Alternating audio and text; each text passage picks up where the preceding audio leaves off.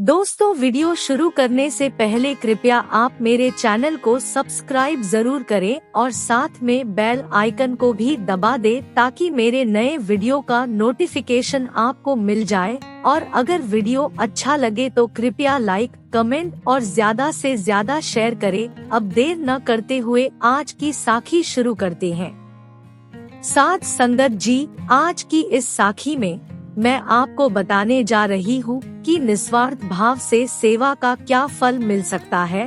कृपया इस साखी को अंत तक जरूर सुने। साध संगत जी, एक गांव में एक परिवार रहता था। उस परिवार में सभी लोग बहुत मेहनती थे, लेकिन उनका एक लड़का था जो बहुत ही कामचोर था। वो बिना वजह सारा समय बोलता रहता था।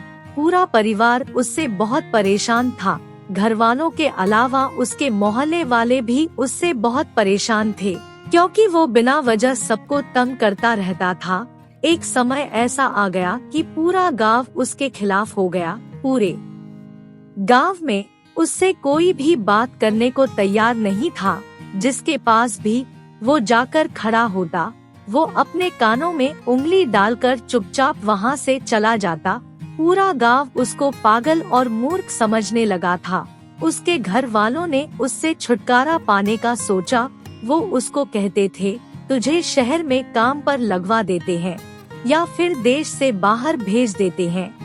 अब तुम बड़े हो गए हो, इसलिए किसी ना किसी काम धंधे में लगवा देते हैं। लेकिन साध संगत जी, वो अपने घर वालों की बात बिल्कुल नहीं सुनता था। एक बार उनके गांव में कुछ साधु आए। उसके घर वालों ने उसको साधुओं के पास भेज दिया और कहा, वहां जाकर उनकी कुछ दिन सेवा करो। वो साधुओं के पास चला गया और उनकी सेवा करने लगा। साधु उसकी सेवा से बहुत खुश हुए। साधुओं ने उसके घर में आकर कहा, आपका लड़का बहुत अच्छा है, बहुत भोला है, बस इसकी एक बुरी आदत है कि ये बोलता बहुत है। आप इसको कुछ दिनों के लिए हमारे साथ भेज दो, हम इसको बिल्कुल ठीक कर देंगे। घर वाले साधुओं की बात सुनकर बहुत खुश हुए। उन्होंने सोचा चलो बला टली। उन्होंने तुरंत हाँ कर दी। उधर साधु ये सोचकर खुश हो रहे थे कि उनको एक सेवक मिल जाएगा। साधु बाबा उसको अपने साथ अपने डेरे पर ले गए। पहले दिन तो उस लड़के ने साधुओं का बहुत मनोरंजन किया और सेवा भी बहुत की। लेकिन कुछ दिनों के बाद ही साधु उस लड़के से बहुत परेशान हो गए।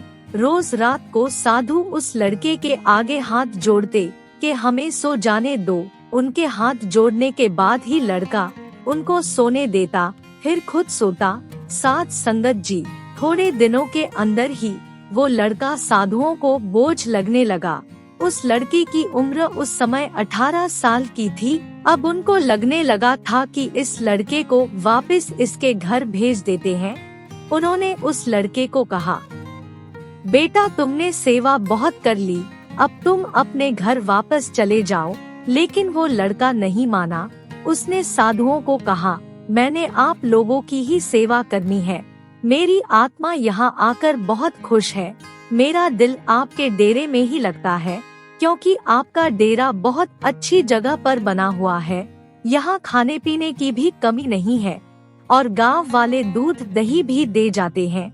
इसलिए मैं आपका साथ छोड़कर कहीं नहीं जाऊंगा। साधुओं ने जब उसके मुंह से ये बात सुनी तो वो बहुत परेशान हो गए। उन्होंने अब उस लड़के को परेशान करना शुरू कर दिया और उसका खाना भी कम कर दिया। लेकिन उसके बाद भी वो लड़का वहाँ से नहीं गया, क्योंकि वो डेरे में रहने का पक्का मन बना चुका था। एक दिन सभी साधुओं ने आपस में बैठकर विचार किया कि ये लड़का तो हमारा पीछा नहीं छोड़ता, क्यों ना हम ही कुछ दिनों के लिए यहाँ से चले जाएं। एक दिन उन्होंने लड़के को अपने पास बुलाकर कहा, हम कुछ दिनों के लिए गंगा किनारे जा रहे हैं। वहाँ जाकर हमने तपस्या करनी है, इसलिए डेरे को तुम संभाल लो। लेकिन एक बात याद रखना, तुमने हमारे पीछे नहीं आना। डेरे की सारी जिम्मेवारी तुम्हारे ऊपर है। उस लड़के ने कहा, ये तो हो ही नहीं सकता कि मैं आपके पास ना आऊं। मैं आप लोगों के बिना नहीं रह सकता। हाँ, आप कोई काम मुझे बता जाओ कि जब तक वह पूरा नहीं होगा तब तक मैं आपके पास नहीं आऊँगा। साधुओं ने आपस में विचार परामर्श किया कि इसको कौन सा ऐसा काम बताएं जो ये पूरा ना कर सके। सभी ने अपनी अपनी सलाह दी। आखिर सभी ने मिलकर एक रास्ता निकाला कि इसकी जिदबाजी के आगे सब कुछ छोटा पड़ जाएगा, ये सभी काम पूरे कर लेगा। इसको कोई ऐसा काम देते हैं जो ये पूरा ही ना कर सके। ये सोचकर एक साधु ने धूनी में से जलता हुआ तंबा उठाया। वो तंबा आधा जल चुका था। उन्होंने उस लड़के को अपने पास बुलाया और कहा, ये तंबा तुम इस जमीन में दबा दो और रोज इस पर पानी डालो। जब इसमें से हरे पत्ते निकल आए तब तुम इसको उखाड़कर इसको साथ लेकर गंगा किनारे हमारे पास आ जाना। हम लोग तुम्हें स्वीकार कर लेंगे, तब तुम फिर हमारे साथ जिंदगी भर रह सकोगे। उस लड़के ने उस तंबे को उठाया और जमीन में गाड़ दिया और उसमें पानी डालना शुरू कर दिया। इसके बाद साधु वहाँ से चले गए। डेरे का सारा काम धाम उसके ऊपर छोड़ गए। डेरे में अब पहले की तरह भीड़ नहीं होती थी, कभी कभार ही कोई वहाँ आता था। अब उस लड़के को सारा काम खुद करना पड़ता था, यहाँ तक कि अपने खाने पीने का इंतजाम भी उसे खुद करना पड़ता था।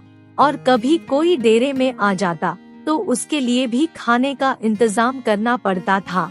हाँ, दूध की वहाँ कोई कमी नहीं थी। एक दिन वह कहीं से वापस आ रहा था कि उसे कुछ आवाजें सुनाई दी। आवाजें कुछ इस तरह की थी जैसे कोई रो रहा हो। जब उसने पास जाकर देखा तो एक कुत्तिया और उसके बच्चे रो रहे थे। उसने देखा कि उन्हें भूख लगी हुई है, वो भूख की वजह से ही रो रहे थे। ये उसे देखा नहीं गया। वो डेरे में गया और वहाँ से कुछ रोटियां और दूध लेकर वापस उस कुत्तिया और उसके बच्चों के पास आ गया। साथ संगत जी, उस दिन ठंड भी बहुत थी, लेकिन वो ठंड की परवाह ना करते हुए निस्वार्थ भाव से उनकी भूख मिटाने के लिए वापस गया था। वो उनको खाना खिलाकर वापस चला गया। साथ संगत जी, जब वो वापस पहुंचा तो उसने सोचा बाहर ठंड भी बहुत है, क्यों ना कुत्तिया और उसके बच्चों को यहाँ डेरे में ही ले आऊं, कहीं ठंड की वजह से उनकी मौत ना हो जाए।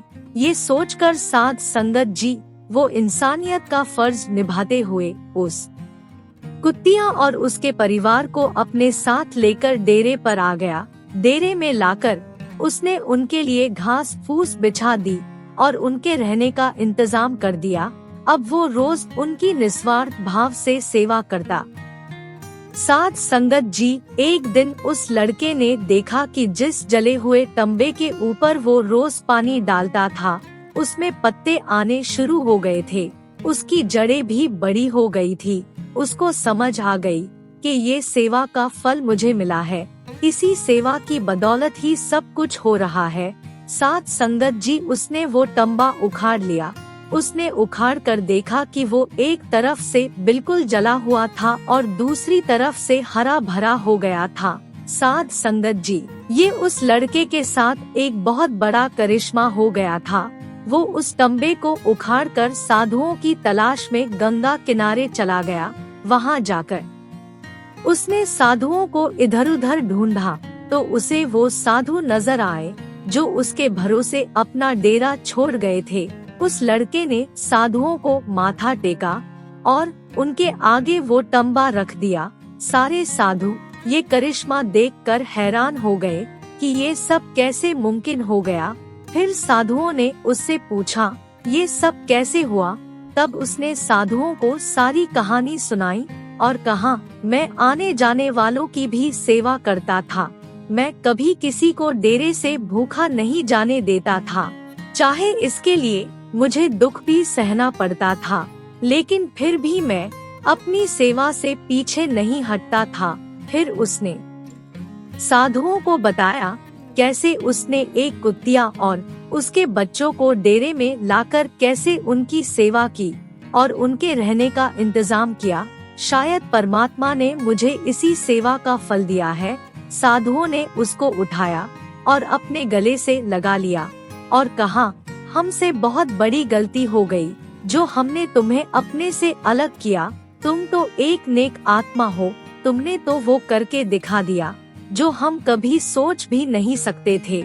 साथ संगत जी, आज की ये कथा सुनाने का सिर्फ एक ही मतलब है कि हमें जीवन में हमेशा निस्वार्थ भाव से सभी की सेवा करनी चाहिए, चाहे वो इंसान हो या कोई जानवर या पशु कोई भी हो।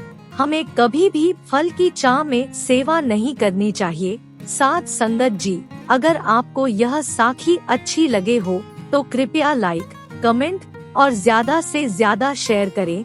आपके प्यार और स्नेह के लिए बहुत बहुत धन्यवाद।